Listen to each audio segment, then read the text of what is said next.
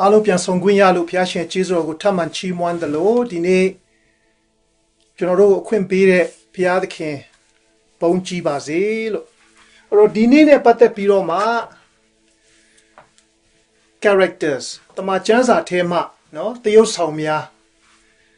အခန်းကဏ္ဍတွေကရွေးချယ်ထားသောသူကတော့အေးနောက်ဖြစ်တယ်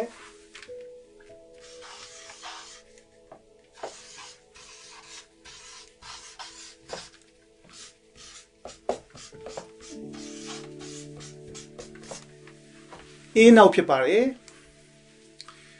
အေးနောက်နဲ့ပတ်သက်ပြီးတော့တမန်ကျမ်းစာထဲမှာတိတ်အများကြီးမတွေ့ရပါဘူးသို့တော်ညာလဲဘုရားသခင်ရဲ့ပေါ်ပြခြင်းများကနော်အာဝဇ္ဇရာကောင်းတဲ့အခါမှာဒီနေ့ချစ်တော်ညီကိုမောင်တော်များနဲ့အတူဝေငှဖို့အကြောင်းဖြစ်လာပါတယ်အဲ့အတွက်ဘုရားသခင်ပုံကြည်ပါစေအဲ့တော့အေးနောက်နဲ့ပတ်သက်ပြီးတော့လေးလာတဲ့အခါမှာ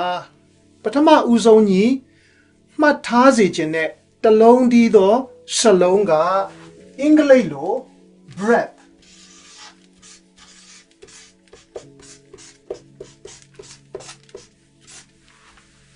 မြန်မာလိုအသက်ဖြစ်ပါတယ်မြန်မာလိုအသက်ဖြစ်ပါတယ်ဆိုတော့အရင်ဘက်ကကြီးညာသလိုပဲတောက်လျှောက်ကြီးညာသလိုပဲဒီနေ့ဒီအေးနောက်နဲ့ပတ်သက်ပြီးတော့မသွားခင်မှာပြီးခဲ့တဲ့အပတ်ကကျွန်တော်အစပြုခဲ့တဲ့အရာလေးတစ်ခုရှိတယ်အဲ့ဒါကဘာလဲဆိုလို့ရှိရင် trauma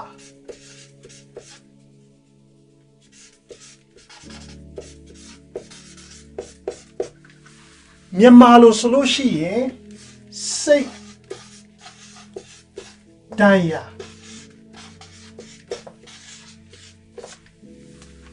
စိတ်ဒဏ်ရာ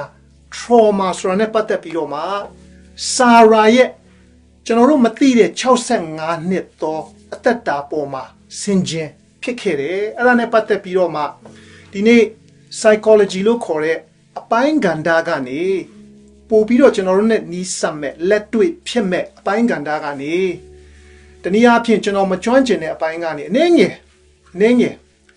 ကျွန်တော်ကျမနဲ့အတူဒီနေ့ပါဝင်ပြီးတော့မှတည်တဲ့လောက်ပြောပြပေးမဲ့သူကတော့ကျွန်တော်ရဲ့ချစ်စနီးတဲ့ဖြစ်သူSayama Silvia ဖြစ်ပါတယ်လို့Sayama Silvia ကိုကြိုဆိုပါတယ် Welcome Sayama Hello everyone အတန်တီချာကြားပါလားကြားရတယ်ဆိုလို့ရှိရင်ကျေးဇူးပြု၍ yes လေးတစ်ချက်လောက်ဖြည့်ပေးပါဦးဒီမှာ Sayama မင်္ဂလာပါ Sayama ဒီမှာမင်္ဂလာပါခင်ဗျာ Okay So we thank you very much today we thank God for giving us this opportunity for two of us to serve together ဒီနေ့ကျွန်တော်ကျမကိုအခွင့်ပေးတဲ့ HWC ကိုလည်းကျေးဇူးတင်ပါတယ် We thank HWC for giving us this wonderful opportunity to be with you ဘုရားသခင်ကိုလည်းကျေးဇူးတင်ပါတယ် We love you we care for you we praying for you ဆိုတော့ဒီနေ့ trauma နဲ့ပတ်သက်ပြီးတော့မှဆရာမကအင်္ဂလိပ်လိုသူပြောသွားမယ်ကျွန်တော်ကမြန်မာလိုပြန်ပေးပါမယ်လို့ဒီနေ့အချိန်နဲ့ပတ်သက်လို့တော့နည်းနည်းလေးတိုးနိုင်တယ်နည်းနည်းလေးပိုရှည်နိုင်တယ် time wise it could be a little bit longer a little bit shorter ဆိုတော့တချို့လဲအကြာကြီးပြီးထိမနေနိုင်ဘူးထွက်သွားရတယ်ဆိုရင်နားလေတယ်ပြီးမှပြန်ပြီးတော့ကြည်ဖို့တိုက်တွန်းအားပေးလိုပါတယ်လို့ဆိုတော့ဒီနေ့ဆရာမအတွက် for Sayama this is the first time speaking publicly ဆရာမကလူအများကြီးကိုနော်ဒီလိုထွက်ပြီးတော့မှလူချင်းမတွေ့ရတော့လဲအတူတူပါပဲနော် Facebook ကနေပြောခြင်းကပထမဆုံးအချိန်ဖြစ်တယ်တယောက်ချင်းတော့အတွေ့အကြုံအများကြီးရှိတယ် counselor ဆိုတော့သူစိတ်လှုပ်ရှားတယ်ဘာနဲ့တူလဲဆိုတော့ကျွန်တော်တို့ many years ago both of us had an opportunity to climb the mountain ဥရောပနိုင်ငံတစ်ခုမှာတောင်တစ်ခုကိုသွားပြီးတော့မှတက်ခွင့်ရလိုက်တဲ့အခါမှာ when we got there ဟိုဆုံးရောက်သွားတဲ့အခါမှာနော်တယောက်လုံးပြောမိကြတာကနောက်ကိုဘယ်တော့မှမတက်တော့ဘူး we've decided that we're not going to climb again ဒါပေမဲ့ပြန်ဆင်းလာတဲ့အခါမှာ but by the time we got back to the foot of the hill အဲ့ဒီမှာစိတ်ပြောင်းသွားတယ် နောက်တစ်ခေါက်ပြန်တက်မယ်ဆိုပြီးတော့ဆိုတော့ဒီနေ့လည်းမပြောနိုင်ဘူး today we cannot say maybe this is the first time but there could be more time for Sayama as well ဆိုတော့ဒီနေ့ပထမဆုံးအချိန်နဲ့နောက်ဆုံးမဖြစ်ဘူးလို့ယုံကြည်တယ်ထပ်ပြီးတော့မှတွေ့ရင်လည်းတွေ့ရအောင်မယ်ဆိုတော့ဒီအတွက်လည်းဆက်ပြီးတော့မျှော်လင့်ဆောင်စားတဲ့အားပေးတဲ့ဆုတောင်းပေးသူရောက်စီတိုင်းကိုဖျားရှင်ကောင်းချီးပေးပါစေလို့ Sayama Silvia to you Okay. All right. Trauma is something that is not talked about a lot.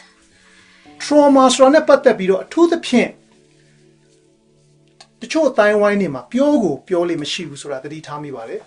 Yeah, especially in developing countries like yours and mine as well. We don't talk about trauma. အထူးသဖြင့်စိတ်ဒဏ်ရာအတွင်းဒဏ်ရာနဲ့ပတ်သက်ပြီးတော့မှကျမလာခဲ့တဲ့နိုင်ငံလိုဒီနေ့ဒီမှာအများစုရှိတဲ့နိုင်ငံစသဖြင့်เนาะနေရာတွေမှာတိတ်ပြောလိပြောထရှိခြင်းမရှိလိမ့်မယ် But I think that was long time ago. ဒါပေမဲ့လည်းတစ်ဖက်မှာเนาะတော်တော်ကြီးနှစ်ကြာတုန်းကအဲ့ဒီရိုးရာဓလေ့ထုံးစံရှိကောင်းရှိခဲ့နိုင်တော်လဲ But nowadays a lot of people are talking about trauma. ဒါပေမဲ့အခုတော့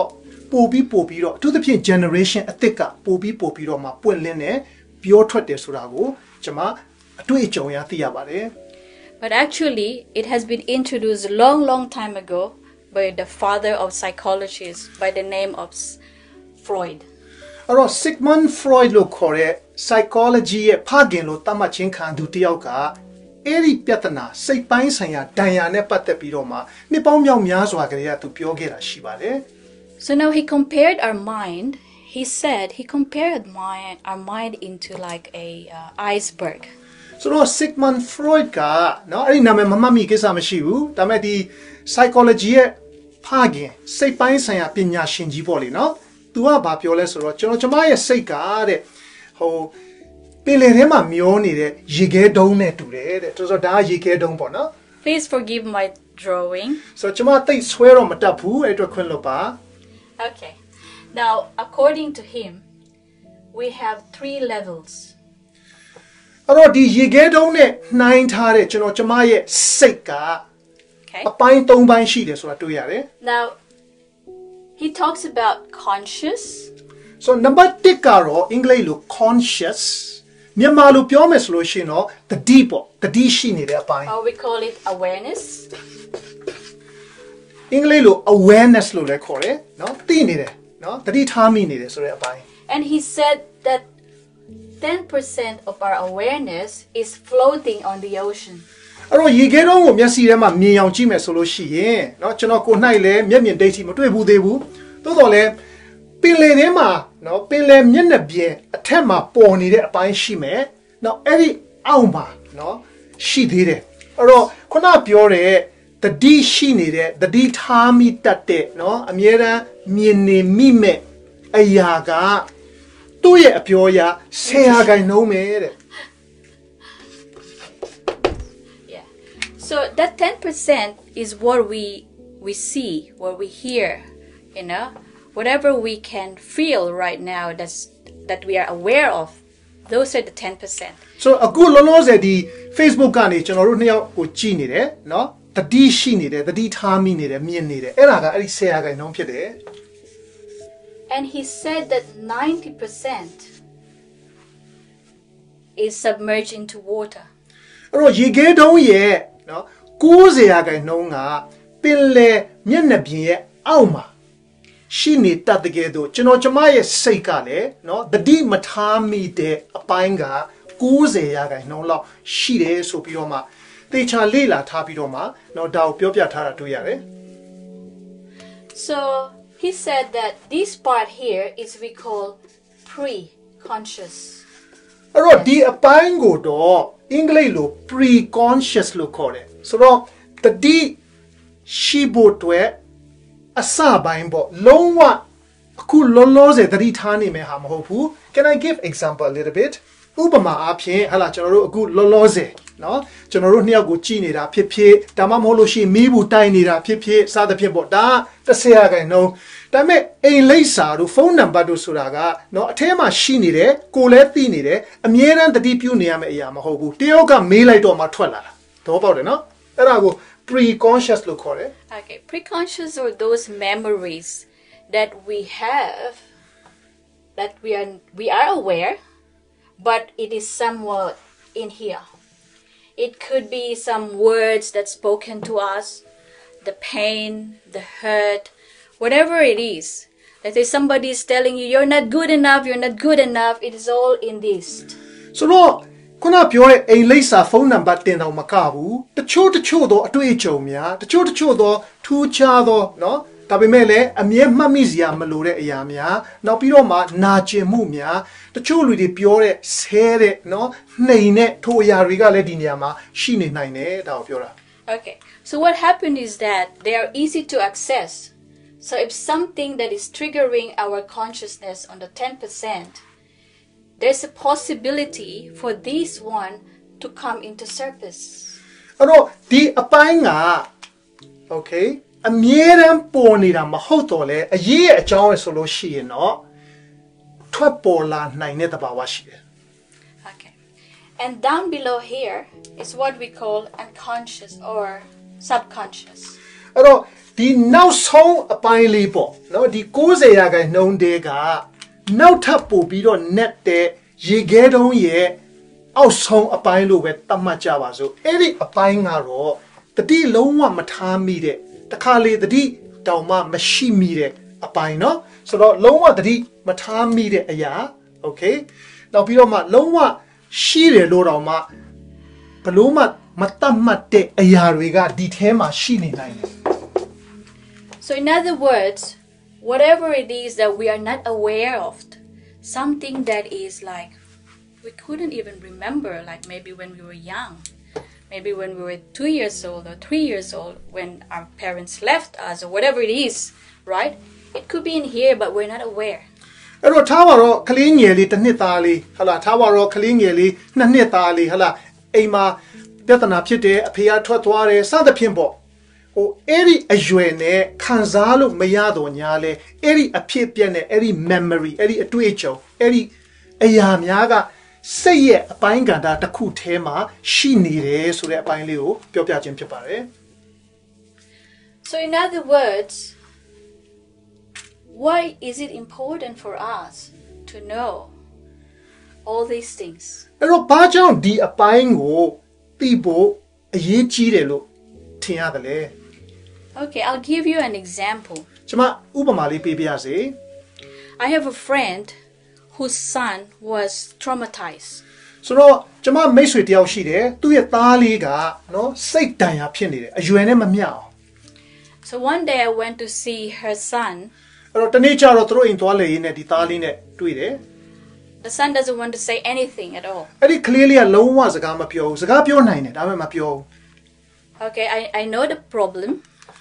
Jono Chachin ye mide, Jama Chachin ye mide, Piatana Balesura. Because his brother had an accident. Palole soro, 2 ye a coup, no? Car accident today. Yeah. So Did when he die? No, he didn't die. Okay. Wait. Yeah. So what happened is that he was walking with his brother, but he didn't tell me at first. But then when I asked him to draw it, draw how he feels, and just draw it if he doesn't want to tell me anything. So Amiga le di tali to a sewing in a kama, Chano mu the migo, no? Kuni kaino, Chano mu to apidoma, two balo kindness or tali's gamma piojin nipese, Kanzache papini desrago, no? A yo swepia. So they come to a sapidom a yo swepia, a swepia a yoka, 2 ye a coca daikara. Then finally he drew a soccer field. Oh, sorry. I'm a two, but I'm also by swell solution. No, also the car or bacole, bolonguingo. Yes, a soccer field. Yeah. And then in that soccer field, he said, I am this person here, and that's where my brother used to play. Oh, 2 year say tema, she a yaga, Polongwin around to swear like this. So we don't ma two pongly to swear at yokele. Piro ma not the nea macharo, no? Any nea that two a kuya nea so biro, no? Yita. So then I realized that while talking along with him, he started telling me about his brother and the accident. So pong sway in it, Sagali nene pure kama, Pago chombiti lale soro, two oko, accident pite, matotasa, katai kare. Yeah. So he said they were walking one day. Tu are now papiola lesser. Theatre through near lunch out there. They were walking one day, and this car just came off. The brother was about because it was a stop sign, so the brother has to cross the road, and there was this car rushing so fast and hit his brother. So he saw the brother was tossed up on the air and then fell just right in front of him with lots of blood. Nikonio lunch out there, no? Ninja Piakurabe, that we make Cardazia Shane Labiro. Like the kama, the clearly a poem out at Wabiro, the Nipia to ye, Shima, Pian Jara, to yare, Tweedy. Loma, Miayu Tweedy. So at that time, he started to cry in front of me, and then I was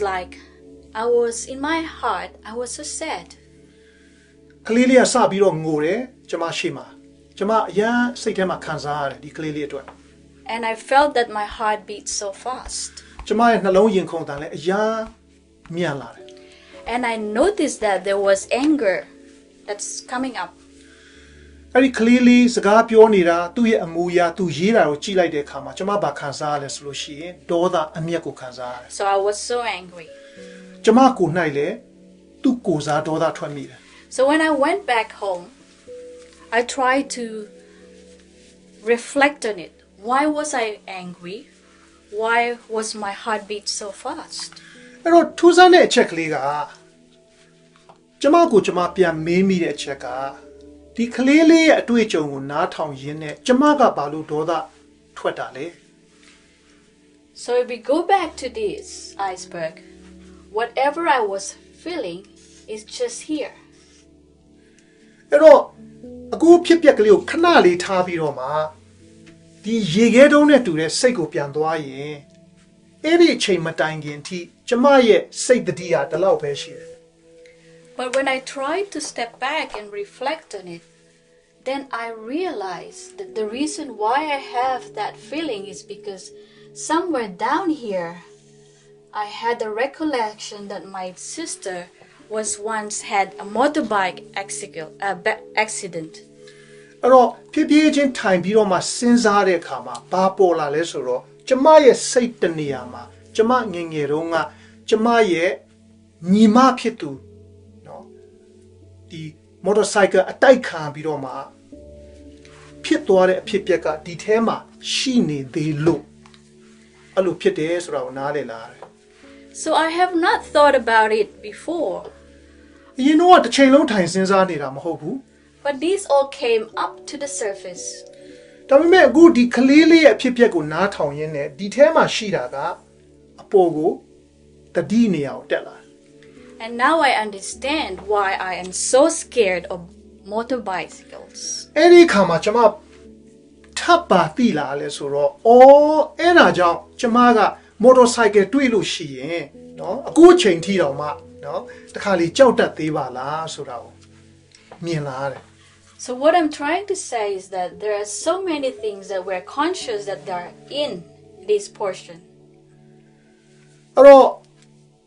Dabao Piale Solushi, Jama need to Chite Nikumonoma Mia Temale, Kalicha Lushi, Jama Gedo Chu Yalidriga, no? Dinia Mamashibi met Dinia Machine. And so we had to understand that sometimes we behave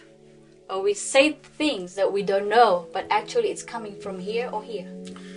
Rotakali Chalushi in Baunales General, Chinochamaye, no, Sompia Chechin, Tom Pianjin, a pew mood wega, no, Chinochamaco night out, Kali Namale Naimu, Tabeme Ku, Piapio Mesoye, Tumpo Kare a chini poma, a twingani, twet, Pau Twellare, a tema she a yamia jump pit, Surao. သိစေချင်တယ် So my question to you, is trauma now real for that young boy? အဲ့တော့ကျွန်မမေးချင်တဲ့မေးခွန်းကခုနနေရာပြောသွားတဲ့ခလေးလေးအသက်တာမှာသူ့ရဲ့စိတ်ထဲမှာစိတ်တန်ရာတနည်းအားဖြင့် trauma ဆိုတာတကယ်ရှိလားမရှိဘူးလား Is that trauma now real with what I experience? အဲ့ဒီခလေးလေးခဏထားလိုက်ပြီးတော့မှကျမကိုယ်၌ကျမရဲ့ညီမဖြစ်သူစိုက်ကယ်တိုက်ခံရခြင်းဒီဟုသော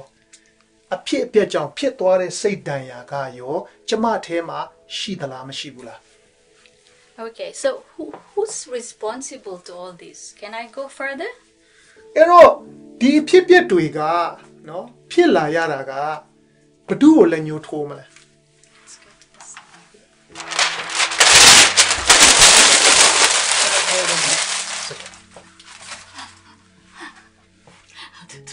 Which one? The brain. Ooh. Okay. As I told you, I'm so bad in drawing. ကျမသိပုံဆွဲတာမတော်ဘူးနော် Okay. This is a brain. ဒါကကျွန်တော်ကျမရဲ့အုံနောက်ဖြစ်တယ် Now I'm going to be very slow with this one. ဒါနဲ့ပတ်သက်ပြီးတော့ဖြည်းဖြည်းလေးသွားပြစေ Okay. This part here, the very big one, is what we call the neocortex. အဲ့တော့ဒီအပိုင်းကနော် neocortex လို့ခေါ်တယ် Okay, don't proceed. So neocortex is responsible for our memory. အဲ့တော့ဒီနေရာကကျွန်တော်ကျမရဲ့မှတ်မိခြင်းအတွက်နော်တာဝန်ရှိတယ်တာဝန်ယူထားတဲ့အပိုင်းဖြစ်တယ် That is all our memories. And now down here we have the what we call hippocampus. This is like a library. So when we see things, when we feel things, when we experience things, it captures here in this memory first. And when we sleep at night, all this one eventually will go to the mastermind, which is the neocortex. so အုံနောက်နဲ့ပတ်သက်ပြီးတော့နောက်စိတ်ဝင်စားရင်ထပ်လေ့လာကြည့်ပေါ့နော် so ဒီနေရာ hippocampus လို့ခေါ်တဲ့နေရာကစိတ်ဝင်စားတာလေးတွေကိုထည့်သွင်းတဲ့နေရာပြီးတော့မှညအိတ်တဲ့အခါမှာအဲ့ဒီကနေနော် short term ခဏတာပဲမှတ်မိနိုင်တဲ့အနေအထားကနေကြာကြီးမှတ်မိနိုင်မဲ့နော်နေရာကိုပြန်ပို့ပေးတယ် For example, if you go for a coffee ဒါ last ပေါ့နော် week, ဒါပေါ့နော်အရင်ဘက်ကဟလာလက်ဖေးဆိုင်သွားတယ် whatever you experience, ဘာပဲတောက်ဘာပဲဆက်ဆက်ဘာပဲဘယ်သူနဲ့ပဲစကားပြော it will stay here first. ဒီနေရာမှာခဏနေတယ် And then later on, it will be a part of your big memory. ပြီးတဲ့အခါမှာနော်ဒီကိုရောက်သွားတယ် Another thing is that we have another part of memory too, which is the very tiny one here, and this is very powerful. I want you to take note. Amygdala. အဲ့တော့ဒီမှတ်မိခြင်းနဲ့ပတ်သက်ပြီးတော့မှအုံနောက်ရဲ့နောက်စိတ်ပိုင်းတစ်ခုကဒီနေရာမှာဖြစ်တယ်နော်အဲ့ဒါကို amygdala လို့ခေါ်တယ် So it's called amygdala. okay Yeah? And there is a front here. Now this is not a memory, but it's a part of this neo, this one on the top here. This is what we call the thinking brain, or we call it as prefrontal cortex. so English စလုံးကြီးတွေဖြစ်ကောင်းဖြစ်မယ်နည်းနည်းလေးသိခံပေးပါနော် I'll summarize it in a very. Okay. Don't worry. ပြီးလို့ရှိရင်ဟိုပြန်ပြီးတော့အချုပ်လေးပြောပြမယ် Okay. ဆိုတော့ဒီအပိုင်းကအုံနောက်ရဲ့ဒီအပိုင်းကကြတော့နော်စဉ်းစားတဲ့အပိုင်း Okay. They will think. They're thinking. Okay. Okay. So what happened now? What happened now is that we have three parts of memory bank, we call it, in our brain. So one is the biggest one. The second one is the temporary, the hippocampus, and the amygdala is responsible with our emotions, what we feel. When we feel pain, when we are fearful, this one is responsible. It's a very feeling small ခံ one. စားချက်နော်အဲ့ဒါနဲ့ပတ်သက်တဲ့အပိုင်းဒါစဉ်းစားတဲ့အပိုင်း And this one, the prefrontal or the thinking brain, this is the one responsible with whatever we see. and we think, we decide, is it good, not good? Is it good or not good? So this is the one that is in here. အဲ့တော့ဒီရှင်းနေရာမှာရှိတဲ့ဒီအပိုင်းကတော့နော်ကောင်းသလားမကောင်းလားလက်ခံသင့်လားလက်မခံသင့်ဘူးလားစသဖြင့်စဉ်းစားတဲ့အပိုင်းကိုတာဝန်ယူထားပါတယ် Okay. Forget about the technology, what do you call, high-tech words. Let me show you. အဲ့တော့ခဏလေးဒီအင်္ဂလိပ်စကားလုံးကြီးတွေခဏမေ့ထားလိုက်ပြီးတော့ Let me show you this. ပြပါရစေတခု This is the amygdala. အဲ့တော့ကိုယ့်လက်ကိုမြောက်လို့ရလဲမြောက်ပါ Can they raise your can they try? Yeah, they can try. Please ကိုယ့်လက် try. ကိုမြောက်လို့လည်းရတယ်ကိုယ့်လက်နဲ့ကိုယ်စမ်းကြည့်ပေါ့နော်ဒါ Can အုံ you နောက် see? ကိုပြမလို့နော် Okay. ဆိုတော့ဒီနေရာလေးကိုဒီခံစားချက်နဲ့ပတ်သက်တဲ့အပိုင်းအုံနောက်ရဲ့အပိုင်းကဏ္ဍ This is your emotions. Okay? Emotions, memory about what you feel, how you feel, you're in pain, you're hurt, whatever it is, it's in here. အဲ့တော့ခံစားချက်တွေအကောင်းဖြစ်မဲ့အဆိုးဖြစ်မဲ့အားလုံးကအဲ့ဒီနေရာမှာရှိတယ် Now, look, this is the thinking brain. ဆိုတော့ဒီနေရာကတော့စဉ်းစားတဲ့နော်စဉ်းစားတဲ့ဆင်ခြင်တဲ့အပိုင်း Can you try it? Can you see it? သိကြည့်အောင်အုံနောက်နဲ့တူလားအုံနောက်နဲ့ So, inside amygdala, ဆိုတော့ဒီနေရာမှာကခံစားချက်နဲ့ပတ်သက်တဲ့အပိုင်းဒီနေရာကစဉ်းစားတဲ့အပိုင်း and this one on the top here is your neocortex. ဒီအပေါ်ကတော့နော်မှတ်ဉာဏ်နဲ့ပတ်သက်တဲ့အရာ Can you see that? Okay. Now, what is happening is that the amygdala plays a very important role in our emotions because it's like a smoke detector. အဲ့တော့ဒီအပိုင်းကအုံနောက်အတွက်အင်မတန်မှအရေးကြီးတဲ့အပိုင်းဖြစ်တယ် So when there is something that is in danger for ourselves or danger in our surrounding, this one will goes off like an alarm. အဲ့တော့ဘာနဲ့တူလဲဆိုတော့တချို့အိမ်တွေမှာ smoke alarm လို့ခေါ်တဲ့နော်ကျွန်တော်တို့မိကိုနည်းနည်းလေးသတိထားမိတာနဲ့ထမိတဲ့အရာလိုပဲ So what's happened is if there's something outside or stress or something like that, let's say there's a fire, for example, fire, and then the alert, မီလို့ the ပြောလို့ alert ရှိရင် will say, danger. အန်ဒီဆိုပြီးတော့မှအုံနောက်ထဲမှာသတိပေးလိုက်မယ် So what happened is that, sorry okay, but what happened is that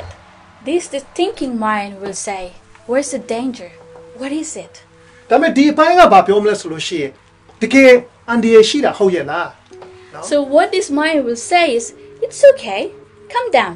အဲ့တော့ဒီအပိုင်းကဘာပြောလဲဆိုလို့ရှိရင်ဒီအပိုင်းကိုသတိပြန်ပေးတယ်နော်ကိစ္စမရှိဘူးတကယ်ကတော့အန်ဒီရရှိတာမဟုတ်မီးတော့မီးပဲအဝေးကြီးပဲစသဖြင့် It's okay. However, when the person experience trauma, this amygdala is heightened, not as normal as other people who didn't experience trauma. So what happened is that when there is danger, this one will just like, what happened? We're breathing that fast, and then without knowing it, what happened is this thinking brain can no longer think. It will shut down. It will bliff. And that's where we can no longer think. We're just overflooded. We're just overwhelmed with our emotion. Okay, so တာမန်ပုံမှန်လူတယောက်အတွက်တော့အန်ဒီဆိုတာရှိပေမဲ့ဒီဘက်မှာစဉ်းစားနိုင်စွမ်းကညီမျှနေတဲ့အခါမှာเนาะအော်အန်ဒီမဟုတ်ပါဘူးမကြောက်နဲ့ဘာမှမဖြစ်ဘူးဆိုပြီးပြန်ပြီးတော့မှအေးဆေးလို့ပြောလို့ရတော့ညာလဲစိတ်တန်ရာရှိနေတဲ့သူတယောက်အတွက်ကတော့ဒီအပိုင်းကခံစားချက်အပိုင်းကเนาะအယမ်းကိုပို့ပြီးတော့အားတန်နေတဲ့အခါမှာဒီစဉ်းစားနိုင်စွမ်းကမရှိတော့ဘူး Okay ပို့ပြီးတော့ဒီအပိုင်းကိုလွှမ်းမိုးတဲ့တဘာဝဖြစ်သွားတယ် Yeah. So what we have to do now is always make sure that the lid is closed. အဲ့တော့ဒီနေ့ဖြစ်နိုင်လို့ရှိရင်အထဲမှာစိတ်တန်ရာရှိတယ်ဆိုလို့ရှိရင်တတိနဲ့လှုပ်တင်တာတစ်ခုကเนาะစဉ်းစားခြင်းကိုเนาะဒီခံစားချက်နဲ့ထပ်တူထပ်မျှလေးဖြစ်အောင်တတ်နိုင်ဆုံး Relax. တတိထားဖို့လိုတယ်เนาะအေးဆေးပါเนาะပြဿနာမရှိဘူးလို့ပြန်ပြီးတော့မှနည်းနည်းလေးစိတ်ကိုเนาะပြန်ပြီးတော့ဖြေဖို့လိုတယ် But sometimes we cannot say relax. ဒါပေမဲ့တကယ် အနေထားအမှန်ကိုပြန်ကြည့်တဲ့အခါမှာအဲ့လိုလုပ်လို့မရပြန်ဘူး When the alarm goes off, danger, danger, danger, what we have to do is we have 3 responses. အဲ့တော့ဘာလုပ်မလဲဆိုတော့ထားပါတော့အဲ့လိုအန်ဒီဆိုပြီးတော့မှဒီခံစားချက်မှာဖြစ်လာပြီးတော့ကြီးလာလို့ရှိရင်เนาะတုံ့ပြန်နိုင်တဲ့အနေထား3ခုဖြစ်လာတယ် 3 responses we call first is flight. အဲ့တော့ number 1က flight ဆိုတာကပြေးတာဒါမှမဟုတ်ရှောင်တာ That is when the amygdala is heightened and we say danger, danger, danger. You have trauma, trauma, trauma, trauma, so you can't control anymore. This will flip up. You don't think anymore. So what you're going to do is to run. အဲ့တော့တနည်းမဟုတ်တနည်းနဲ့ကာယဖြစ်ချင်မှဖြစ်မယ်เนาะအမျိုးမျိုးသောနည်းနဲ့ရှောင်ပြေးတယ် Run or you avoid it. ဒါမှမဟုတ်လို့ရှိရင်မရင်ဆိုင်ဘူး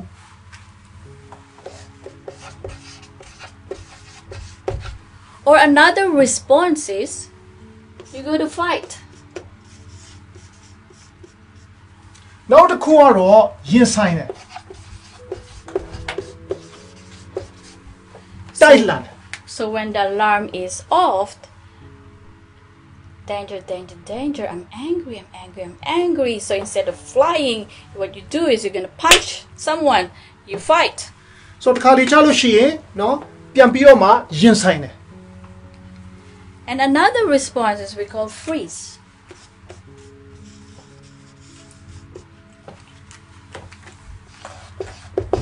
Now the core of freeze ဒါမှမဟုတ်ထုံသွားတာ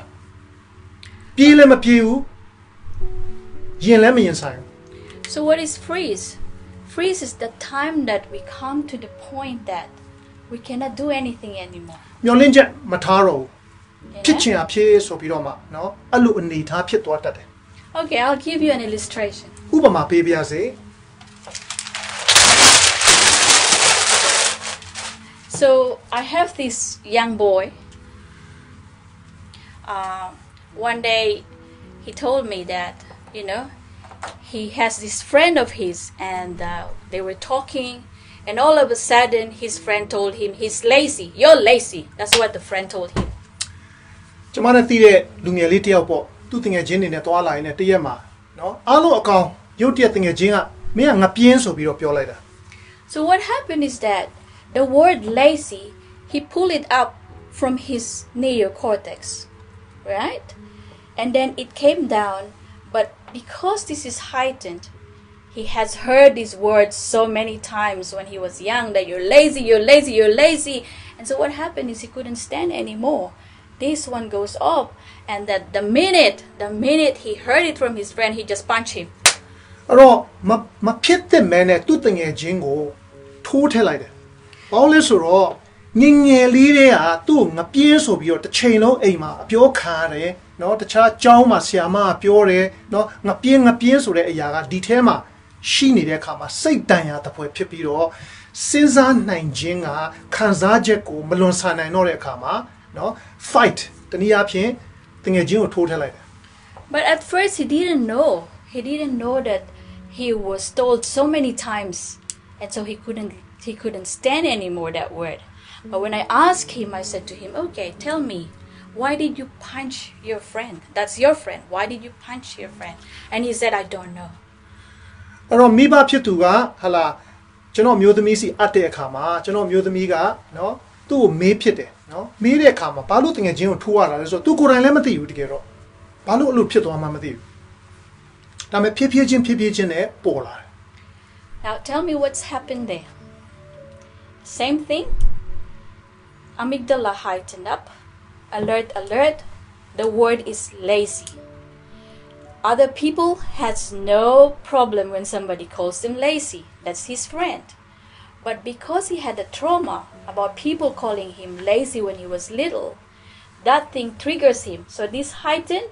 and instead of his relaxing, it blew up, and he cannot think. So the response was to fight. အဲ့တော့ငပြင်းဆိုတဲ့စကားလုံးကတကယ်တော့တိတ်နာကျင်စေတဲ့စကားလုံးမဟုတ်ပါဘူး နော်တောင်းတုံးတာလူခံနိုင်တဲ့စကားဒါပေမဲ့ तू ကတော့လုံးဝမခံနိုင်တဲ့အပြင်အဲ့ဒီစကားလုံးကအင်္ဂလိပ်လို trigger နော်သူ့ရဲ့အတွင်းမှာရှိနေတဲ့စိတ်တန်ရာကိုတွားပြီးတော့မှနာကျင်စေပြီးတော့မှနော်လုံနှိုးလို့ဖြစ်ပြီးတော့မှတုံ့ပြန်မှုကတော့တငယ်ချင်းကိုလက်သီးနဲ့ထိုးလိုက်ခြင်းဖြစ်သွားတယ် Okay. So one more illustration. နောက်ထပ်ဥပမာလေးတစ်ခုပေးပြရစေ Can you draw the cat for me? cat okay ဆိုတော့ကျွန်တော်ပုံဆွဲမယ်နော် This time I cannot draw a cat and a mouse.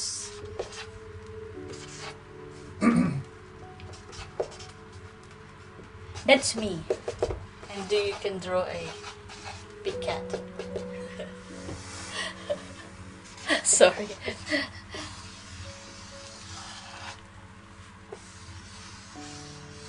Oh, lovely cat.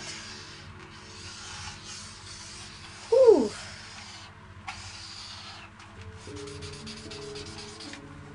Good. Lovely cat.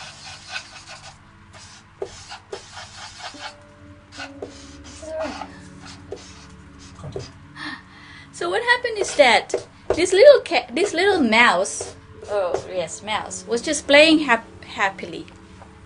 Yes, playing happily. Then one day he encountered this big, huge cat. So what do you think will happen to this small mouse? He will definitely, his heart will beat so bad. Boom, boom, boom, boom. Danger, danger, danger, danger. Maybe he couldn't breathe. These are the things that you have to notice when, somebody is feeling frightened. So what happened is that this mouse has 3 responses. What do you think? If he freeze, he will be eaten alive by the cat. If he flight, the cat will chase him. But if he, what is the other one? If he fight, he cannot fight the cat because the cat is huge. Can I say a thing? Yes. So တနေ့ထားမှာဥမာအဖြစ်ကြွက်ကလေးကပျော်ပျော်ရွှင်ရွှင်လေးဟိုသွားလိုက်ဒီသွားလိုက်ဆော့ကစားလိုက်ရုတ်တရက်ဒီအန်ဒီရများတဲ့ကြောင်ကြီးနဲ့ဆုံတဲ့အခါမှာဘယ်လိုဖြစ်မယ်ထင်လဲနော်ရင်ခုန်တန်ဒီများလာမယ်ကြောက်မယ်အဲ့တော့တုံးပြန်စရာ3ခုရှိတယ်နံပါတ်1က flight ပြေးဒါပေမဲ့ပြေးလို့ရှိရင်အမခံချက်ရှိချင်မှရှိမယ်ဘာလို့လဲဆိုတော့ကြောင်ကမရရအောင်လိုက်မှာပဲနောက်ပြီးတော့မှပြန်တိုက်ခိုက်လို့ရှိရင်လည်းအရွယ်ချင်းမမျှဘူးအဲ့တော့ထုံသွားတယ်ဘာမှမလုပ်ဘူးဆိုလို့ရှိရင်အသာလေးစားသွားမယ် Okay. This is a funny story, but it will demonstrate or it will tell you about how we feel when we are under stress. အဲ့တော့ဒီအဖြစ်ပြက်ကလေးကရည်စရာဖြစ်ကောင်းဖြစ်လိမ့်မယ်ဒါပေမဲ့လူတော်တော်များများရဲ့အတွေ့အကြုံလည်းဖြစ်နိုင်တယ်ဒီလိုအနေထားမျိုးမှာဘယ်လိုတုံ့ပြန်မလဲ But unfortunately, this is a mouse. The mouse cannot do but just to run away. အဲ့တော့ဒီနေရာမှာတော့ကြွက်နဲ့ကြောင်ဖြစ်တဲ့အခါမှာကြွက်အနေနဲ့ပြေးကိုပြေးရမှာပဲ But you and I can do a lot better. ကျွန်တော်နဲ့ချစ်တော်ကျမနဲ့ညီကောင်မောင်တို့ကများကတော့လူဖြစ်တယ်ဘုရားသခင်ရဲ့တဒံနဲ့ညီဖန်ဆင်းထားတဲ့လူဖြစ်တဲ့အခါမှာကြွက်ထက်ပို့ပြီးတော့မှနော်အပုံကြီးတာတယ်အဲ့ဒါလေးသိစေချင်တယ်လုံနိုင်တာရှိတယ် Okay. Is my time on? It's okay. It's okay. Okay. So, yeah. So, can I further illustrate to you? နည်းနည်းလေးထပ်ပြီးတော့ပြောလို့ရမလား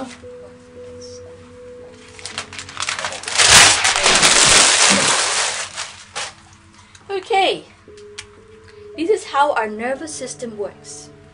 အဲ့တော့ကျွန်တော်ကျမရဲ့အုံနောက်ကဒီလိုလုပ်ပါတယ် What can you see here? 2 lines? ဘာတွေ့လဲ line 2 line တွေ့တယ် But I'm referring this to window. You know what a window is? အဲ့ဒါက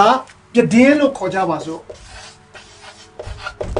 Okay. You call this window of tolerance. အဲ့တော့ခံနိုင်ရည်ပြတင်းပေါက်ပေါ့နော်ခံနိုင်ရည်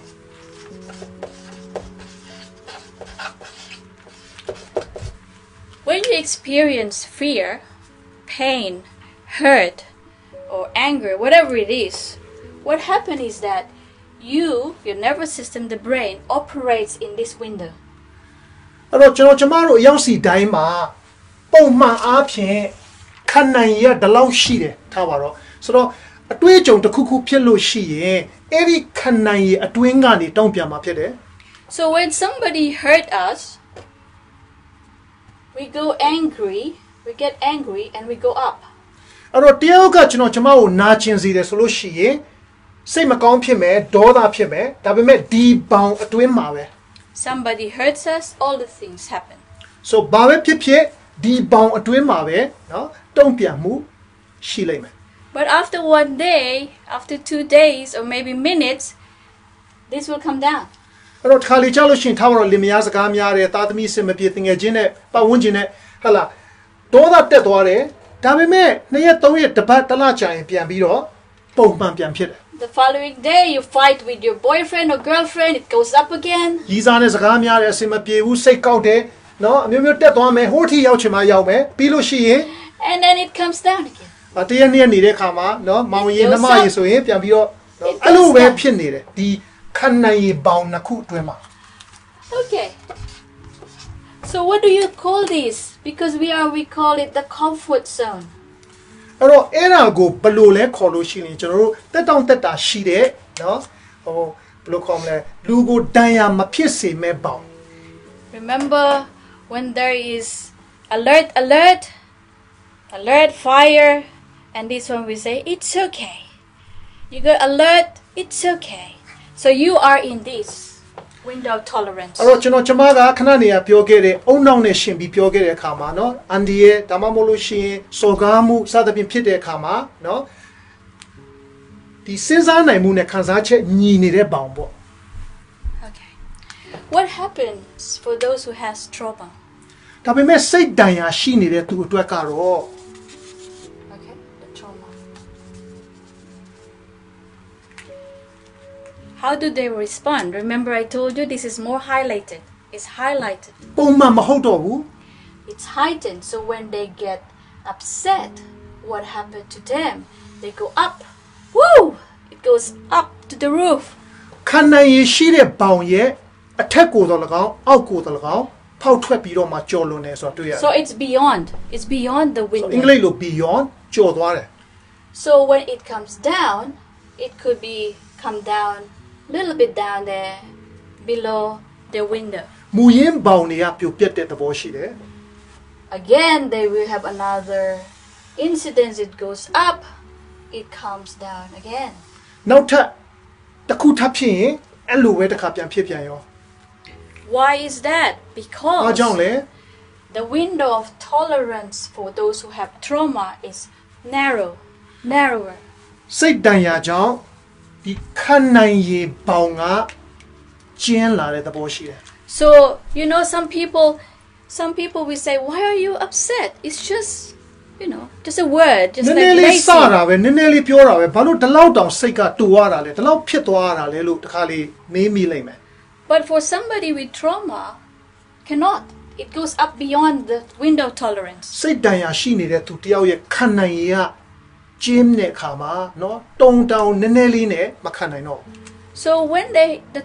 the trauma is triggered, what happens is these people with trauma, they become hyper aroused. They become hyper. အဲ့တော့အဲ့လိုမခံနိုင်ုံမကဘူးပို့ပြီးတော့မှเนาะအန်ဒီယေကို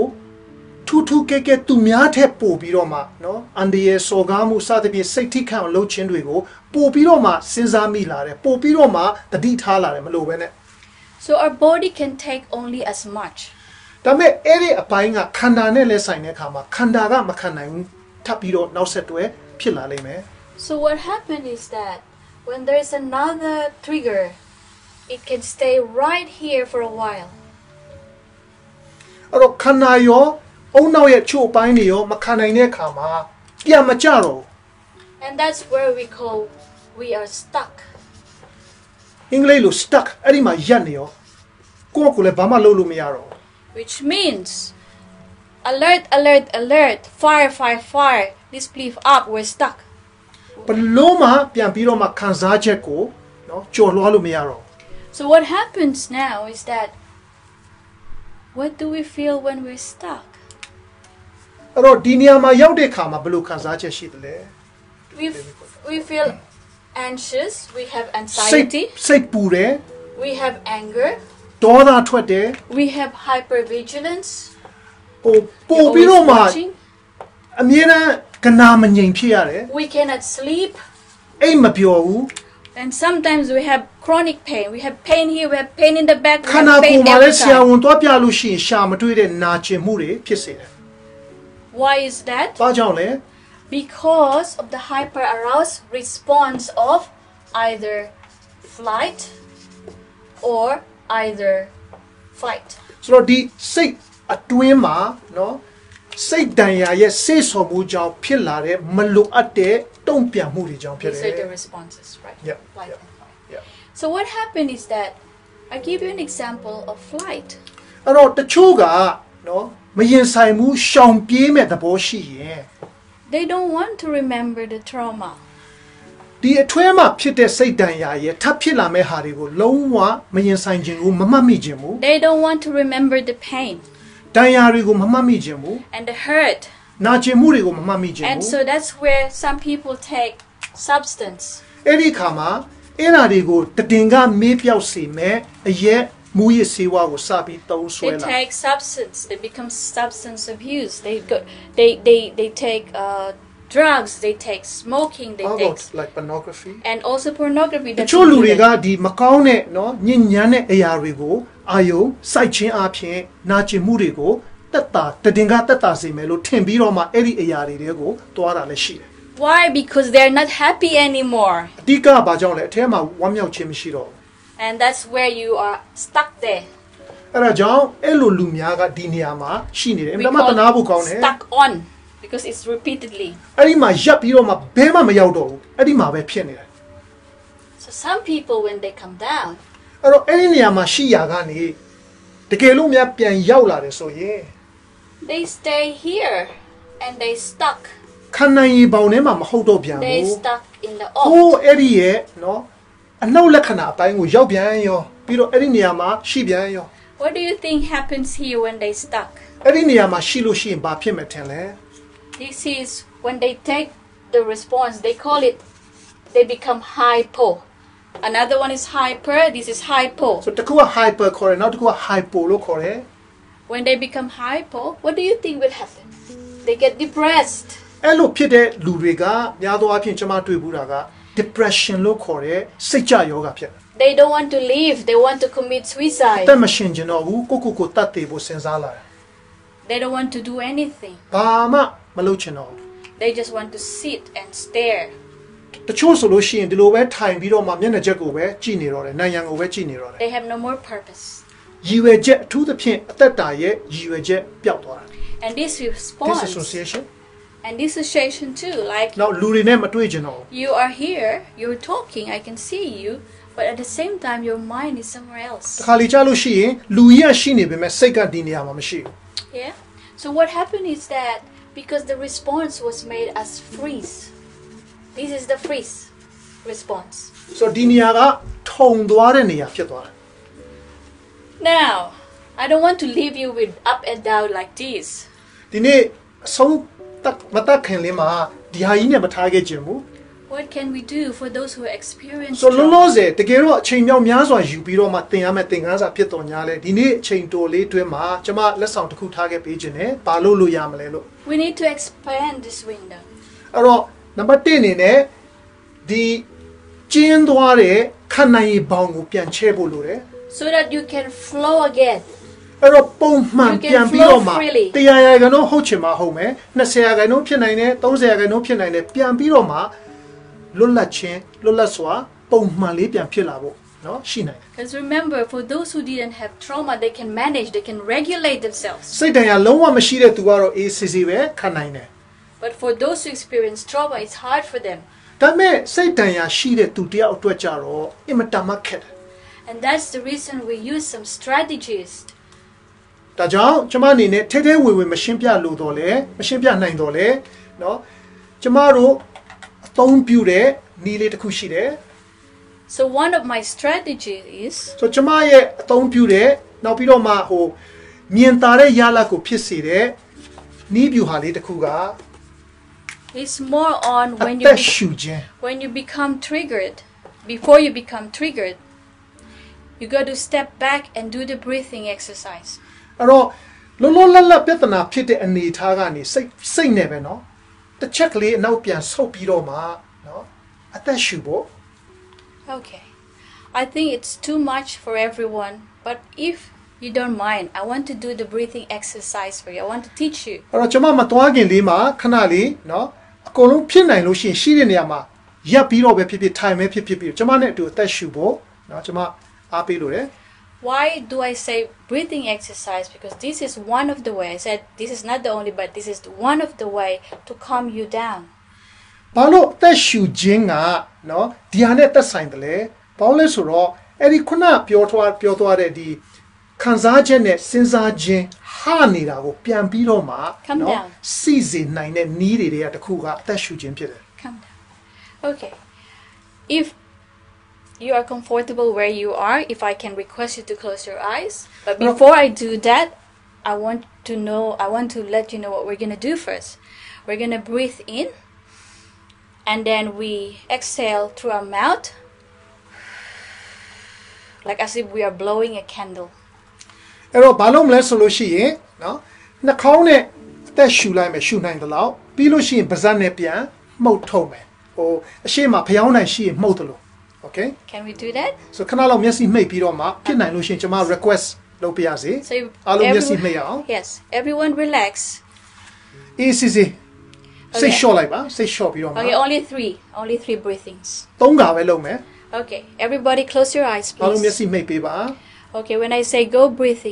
in please 1 2 3 go အားလုံးရှူအောင် Exhale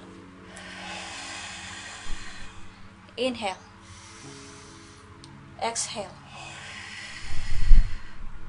Inhale Exhale Okay you can open your eyes please. မျက်စိဖွင့်လို့ရပြီ Now this time I want you when you inhale you think about whatever pain you have whatever hurt you have whatever it is that is coming in your mind or in your brain I want you to exhale it. Exhale all the toxic. Yes? It's only 2 counts. So, again. 1 second, can I explain? Yes. ဆိုတော့တကယ်လို့များတတိမထားမိခဲ့တော့အသက်ရှူတာကနော်လေကောင်းကိုရှူလိုက်တာအထဲမှာရှိတဲ့အဆိပ်အတောက်တွေကိုပြန်ပြီးတော့ထုတ်တာဒါပုံမှန်အသက်ရှူတာဒီသဘာဝပဲဟုတ်တယ်နော်အောက်ဆီဂျင်ရှူတယ်နောက်ပြီးတော့မှကာဗွန်မိုနိုက်ဆိုက်ထင်တယ်နော်ပြန်ထုတ်တာဟုတ်တယ်မလားဆိုတော့အခုဘာလုပ်မလဲဆိုလို့ရှိရင်နော် It is the stress. ရှူပြီးတော့မှအထဲမှာရှိတဲ့နာကျင်မှုတွေနော်ခံစားချက်တွေနော်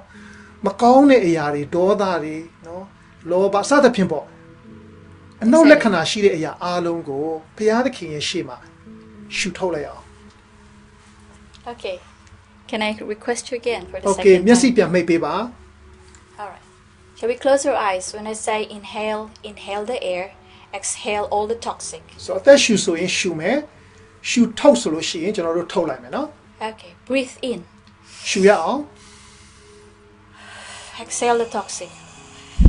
စိတ်တောက်တွေအားလုံးကိုရှူထုတ်လိုက် Breathe in.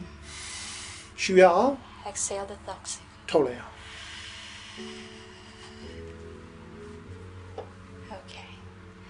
Now, these are the practical things that we can do. ဆိုတော့ဒီအရာကလက်တွေ့လုပ်နိုင်တဲ့အရာဖြစ်တယ်ပတ်စံလည်းမကုန်ဘူး But there is more important thing and most important thing is the spiritual aspect of it. အဲ့တော့ဒါကလောကမှာရှာဖွေတွေးရှိနိုင်တဲ့ပညာရပ်ဖြစ်တယ်ဒါပေမဲ့အဲ့ဒီထက်ပိုပြီးတော့မှတန်ဖိုးရှိတဲ့ပိုပြီးအရေးကြီးတဲ့ဝိညာဉ်ကန္တာဆိုတာရှိပါတယ် So in the practical aspect or the clinical aspect is you're getting air, putting the air passing through your body and then giving you oxygen. So you come down. သိပ္ပံပညာကြည့်လို့နဲ့ကြည့်လဲဆိုလို့ရှိရင်ခုနပြောခဲ့သလိုပဲเนาะကိုခန္ဓာအတွက်အကျိုးရှိမဲ့အရာလေကိုရှူသွင်းတယ်နောက်ပြီးတော့မှအထဲမှာကိုခန္ဓာအတွက်အကျိုးမရှိမဲ့အစိတ်တောက်တွေကိုထုတ်လိုက်တယ်ဒါကသိပ္ပံပညာပိုင်း But this time for the last time I will request. So နောက်ဆုံးတစ်ခေါက်အနေနဲ့ကျမအနေနဲ့မေတ္တာရပ်ခံလိုတာက Spiritual aspect. ဘုရားသခင်နဲ့ပတ်သက်တဲ့ရှူခြင်း When you breathe in, ဒီနေ့အခုအသက်ရှူတဲ့အခါမှာ You breathe in the grace of God. You breathe in the mercy of God.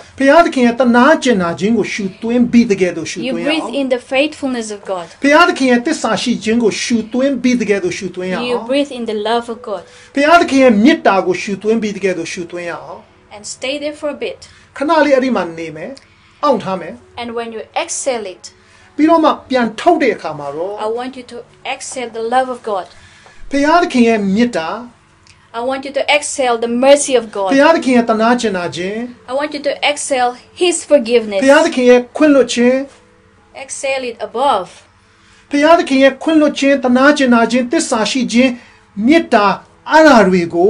Above the circumstances that you're in.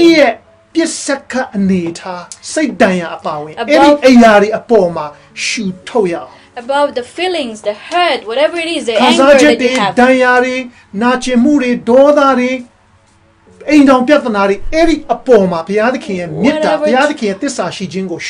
Yes, whatever trauma that you experience.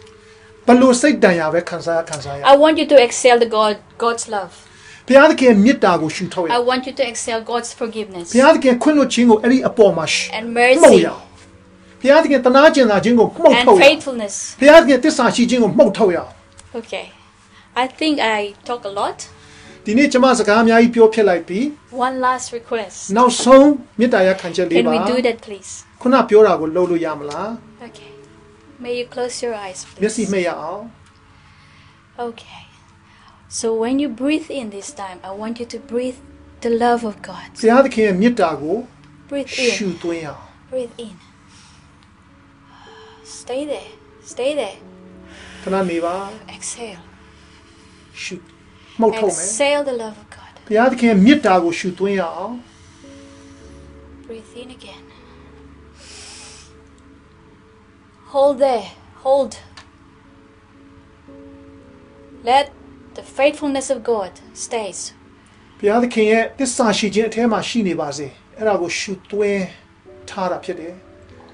Exhale the faithfulness of God. Inhale the forgiveness of God. Stay there. Okay, blow gently. Exhale forgiveness.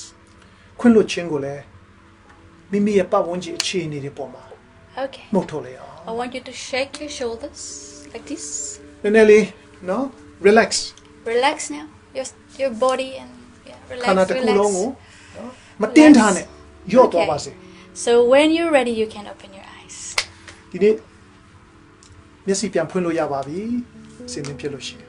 Okay. Thank you so much for having me, and I hope you're blessed. Thank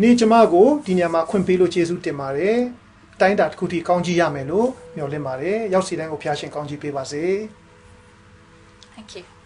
Thank you, ba. Sayama Silvia ကျေးဇူးတင်ပါတယ်ဆိုတော့ဒီနေ့သူပြောသွားတဲ့အရာများအားလုံးဖြစ်ချင်မှဖြစ်မယ်ဒါပေမဲ့တချို့တစ်ဝက်ကမိမိအတွက်ကောင်းကြီးတစုံတရာဖြစ်လိမ့်မယ်လို့မျှော်လင့်ပါတယ်ဒီအခြေအနေကိုဖန်တီးပေးတာကဖန်ဆင်းပေးတာကဘုရားသခင်မှာကျွန်တော်တို့လုပ်ယူတာမဟုတ်ပါဘူးလွန်ခဲ့တဲ့10နှစ်ကမစင်စားထားပါဘူးမပြင်ဆင်ထားပါဘူးဒါပေမဲ့ဘုရားသခင်ကျေးဇူးသက်ကြောင့်ဖြစ်တယ်ဆိုတော့ဒီနေ့ဒုတိယပိုင်းလေးကျွန်တော်ဆက်သွားမယ်အေးနောက်ဆိုတော့အစပိုင်းမှာပြောခဲ့သလိုပဲ sorry စာရွက်ကုန်သွားတယ်စာရွက်ကုန်သွားတော့အညိုမှာရေးလို့ရမယ်ထင်တယ်နော်ဒီခံပေးပါဆိုတော့အေးနောက်နဲ့ပတ်သက်ပြီးတော့မှ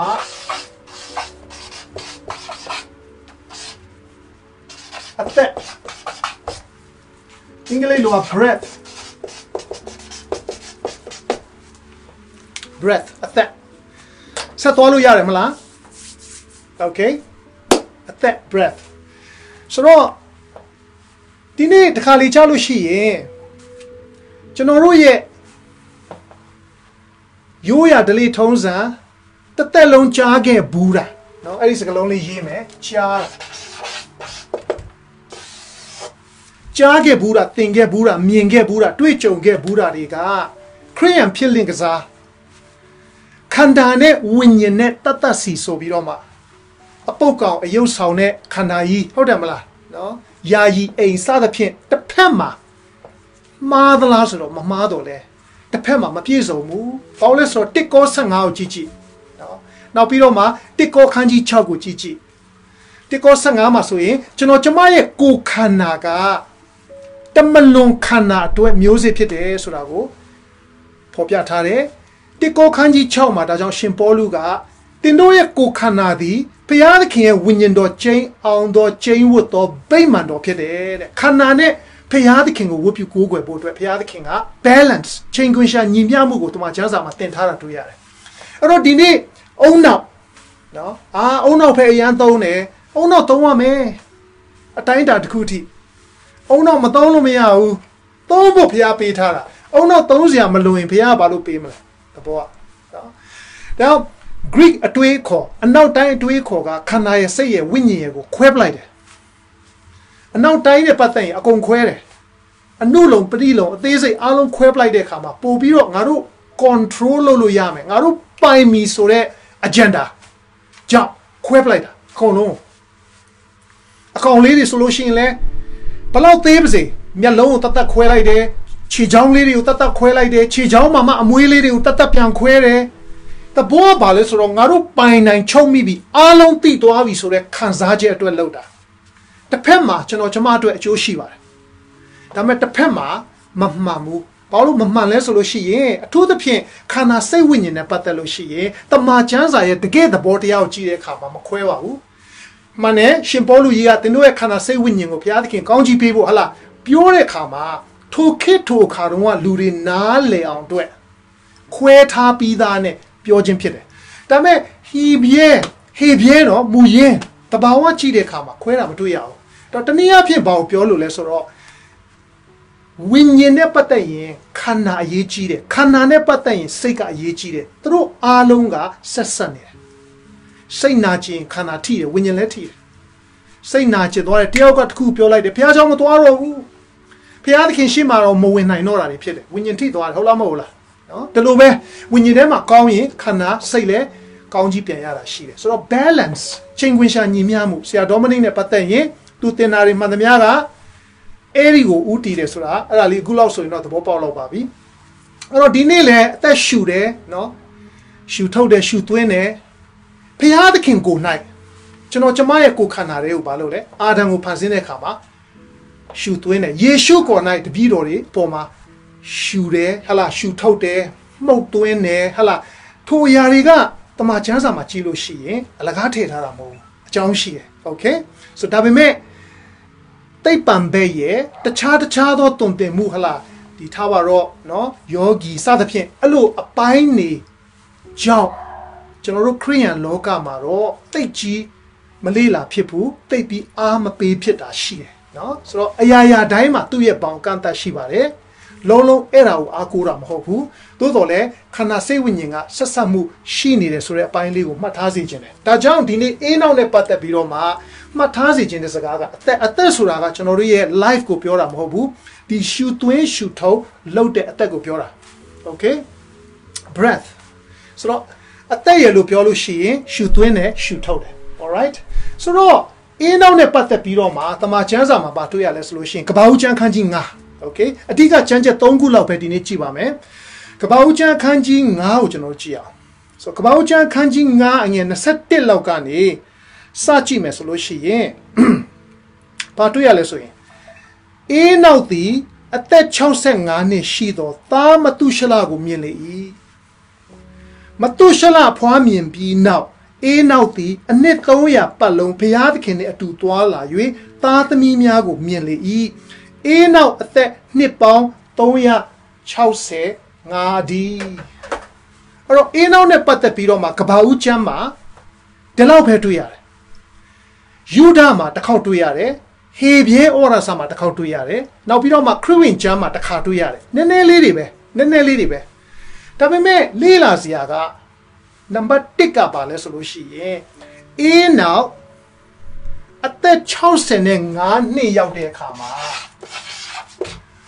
သားမတုရှလကိုရတယ် တမချမ်းစာဘာပြောတယ်အင်္ဂလိပ်လိုပဲကြည့်ကြည့် Greek လိုပဲကြည့်ကြည့်မြန်မာလိုပဲကြည့်ကြည့်အဲ့ဒီသားကိုရပြီးနောက်မှာတဲ့ဖယားသခင်နဲ့သစ္စာရှိစွာရှောက်တယ်တဲ့ဟာလားအင်္ဂလိပ်လိုက walk with God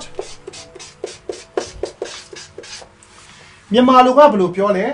အနှစ်300လုံးလုံးဖယားသခင်နဲ့တွာလာတယ်တဲ့နှစ်ပေါင်း300အင်းအောင်နဲ့ပတ်သက်ရင် data အချက်လေးတွေတိတ်မရှိဘူးဒါပေမဲ့ရှိတဲ့ထဲကနေနော်ရှိတဲ့ထဲကနေမှတ်ထားစီချင်တာက65နှစ်ကြာတော့မှဖယားသခင်နဲ့စပြီးတော့မှတွာလာတယ်ဆာရာနဲ့နည်းနည်းတူတယ်ဟုတ်လားမဟုတ်လားဆာရာလည်းဒီလိုပဲနော်အာဗြဟံကိုခေါ်တဲ့အချိန်မှာနော်စပြီးတော့မှ anyway ဆိုတော့အသက်65နှစ်လုံးလုံးဒါမှန်းလို့ရတယ်ဖယားနဲ့အတူမတွားတာဖြစ်နိုင်တယ်ဖယားနဲ့အတူလုံးလုံးမတွားတာဖြစ်နိုင်တယ်နည်းနည်းပပတွားလိုက်မတွားလိုက်ဖြစ်နိုင်တယ်โอเคအဲ့ဒီနှစ်ခုဖြစ်နိုင်ခြေရှိတယ်ဒါမှမဟုတ်ရင်ဖယားကိုလုံးဝမသိတာဖြစ်နိုင်တယ်ပြန်ပြောမယ်အသက်65နှစ်လုံးလုံးတော့ဖယားနဲ့မတွားဘူးဒါသိကြတယ်အဲနည်းနည်းပပဖယားကြောင့်သိပြီးဖယားနဲ့ဟိုတွားဒီတွားလေးနည်းနည်းပပရှိကောင်းရှိနိုင်လိမ့်မယ်ဒါပေမဲ့တမန်ကျမ်းစာအတိအကျပြောတယ်အသက်65နှစ်ရောက်တဲ့အခါမှာတော့သားကိုရတယ်ပြီးတဲ့အခါမှာနှစ်ပေါင်း300လုံးလုံးသစ္စာရှိစွာသွားတယ်ဆိုတာနှစ်ကြိမ်ပြန်ပြောထားတယ်ဆိုတော့မတုရှလဖွားမြင်ပြီးနောက်အေးနောက်ဒီအနှစ်300ပတ်လုံးဘုရားသခင်နဲ့အတူသွားလာ၍သားသမီးများကိုမြင်လေ၏အေးနောက်အသက်နှစ်ပေါင်း365နှစ်ဖြစ်သည်အင်္ဂလိပ်လိုမှာ faithfully သစ္စာရှိစွာဆိုပြီးတော့မှเนาะနှစ်ခါကျွန်တော်သတိထားမိတယ်เนาะတစ်ချက်ကလေးအင်္ဂလိပ်လိုကြည့်လိုက်အောင်သိကြအောင်လို့ဆိုတော့ကပ္ပဦးကျမ်းခန်းကြီး9เนาะသိခံပေးပါတစ်ချက်ကလေးเนาะကပ္ပဦးကျမ်းခန်းကြီး9ည21เนาะခဏနေဖတ်သွားတာOkay, after he became the father of Methuselah, Enoch walked faithfully with God. Okay, အခန်းကြီး24မှာဘာထပ်ပြောလဲဆို Enoch walked faithfully with God. So ဖယားသခင်နဲ့အတူသစ္စာရှိစွာနှစ်ပေါင်း300လုံးလုံးအတူသွားတယ်ရေးတတ်တယ်လို့ရေးပြီးတော့မှအဲ့ဒီအချက်လေးမှတ်ထားစေခြင်းလေဒါမှအရေးကြီးတယ်ကျွန်တော်ကျမတက်တာမှာစကားမဆက်သူရတဲ့သားကမတုရှလနောက်ထပ်သားသမီးတွေရသေးတယ်နော်ဒါပေမဲ့မတုရှလဆိုတဲ့နာမည်တစ်ခုတော့ဖော်ပြထားတယ်မတုရှလဆိုတဲ့စကားလုံးရဲ့အဓိပ္ပာယ်က dart လို့အဓိပ္ပာယ်ရတယ် dart ဆိုတာကမျက်စိနဲ့မြင်အောင်ကြည့်အောင်ဟိုအင်္ဂလိပ်ရုပ်ရှင်ကားတွေထဲမှာဟို club တို့ pub တို့မှာလေနိုင်ရံမှာချိတ်ထားတဲ့ဆက်ဝိုင်းလို့เนาะအဝိုင်းလေးတွေပြစ်မှတ်เนาะကျွန်တော်တို့အဲ့ဒီပြစ်မှတ်ကိုဒီလိုမြားလေးတွေနဲ့ဟာလားအဆူးလေးတွေနဲ့ပြစ်တာလေအဲ့ဒီ dart okay အဲ့တော့ဖြတ်ပြီးတော့မှဒီနေရာမှာအပြစ်ဆိုတဲ့စကားလုံးအဲ့ဒီစကားလုံးက Greek စကားမှာ hamatia လို့ခေါ်တယ်အဲ့ဒီစကားလုံးရဲ့အဓိပ္ပာယ်ကပြစ်မှတ်လွဲခြင်းတဲ့ okay စကားလုံးရဲ့အဓိပ္ပာယ်ကဘာလဲပြစ်မှတ်လွဲခြင်း okay ဆိုတော့ကြည့်ရတာအေးနောက်က65နှစ်လုံးလုံးပြစ်မှတ်လွဲနေပုံရတာအများကြီးလွဲတာဖြစ်နိုင်တယ်နည်းနည်းလေးလွဲတာဖြစ်နိုင်တယ် okay အဲ့တော့ဒီနေ့ကျွန်တော်ကျမသက်တာမှာလဲ65နှစ်တော့မဟုတ်ဘူးသို့တော်လဲပြစ်မှတ်တောက်လျှောက်လွဲနေတဲ့သူများဒီထဲမှာရှိနိုင်တယ်ပြစ်မှတ်လွဲသောသူများ okay ဒါပေမဲ့ကိစ္စမရှိဘူးအင်းနောက်မတုရှလကိုရတဲ့အခါမှာတနည်းအားဖြင့်သားကိုရတဲ့အခါမှာအဲ့ဒီအချိန်ကစပြီးတော့မှနှစ်ပေါင်း300လုံးလုံးနောက်ဆုံးဘုရားသခင်သူ့ကိုခေါ်သွားတဲ့အချိန်ထိလုံးလုံးဘုရားသခင်နဲ့လိုက်လျှောက်တယ်ဆိုတာကိုတမန်ကျမ်းစာမှတ်တမ်းတင်ထားတယ်အင်တာမတ်တန်ဖိုးရှိတယ်ကျွန်တော်အတွက်တော့ပြောပြမယ်ဘာကြောင့်လဲဆိုတော့ okay ကျွန်တော်နဲ့ချစ်တော်ညီကိုမောင်နှမမှာမတုရှလကဲ့သို့သားရခြင်းမရလိမ့်မယ် The choose way ain't down she do. Hodamla, Ditema. No, Fire Jimaya. Todole Matushala di hudo fa mayadi dai. Fado Godo Ludai Yapan Quinshi. Oro Megunga Matushala lo tamio Mayadole Tadogu Yapi now paima then.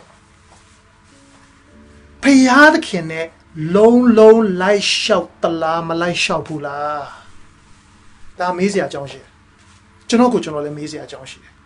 Any matazi general. Nippon toya. Nippon toya sura. Hurungale totochara. A goose of Puron Jadire. Also loot that tanga kunase nibala. Hala general. Payamaza in Tayalo Niyama. Amali, ni tongse lau payane tesa shiswa long short ma a young o kelawa ye. Kanania chama chano mute me pure the lowe. Luaro di ma tiny da. Sekaro who yell like the yow like Hola mola. A pieta pula. Long canayo seko winning o. Payane shouting. In now ne patelo. Matantin Hara, Miamatuya dole. Tida mientare yaga. To the be English Luchi, Greek Luchi, Naka. Long nippon, tonya, low. The Niapin. The Lokagani. Twatware chainty. Payao sat the chainty, twatware chainty. Long light shouted. Bigger Seneca, Pianle Biroma, go. No, Nini de Lucidala. Oh, Nama. Say ni long piano like yet, Dane so Biroma. Okay? Pubiroma Tuzanara, in on a pate Biroma. Tamachanza Rema, Luneaude, Matthew. Piad Kinga, Cordwana Shenlala. Tioga Elia, not Tioga E now. A day be about. A day be about. The jingo,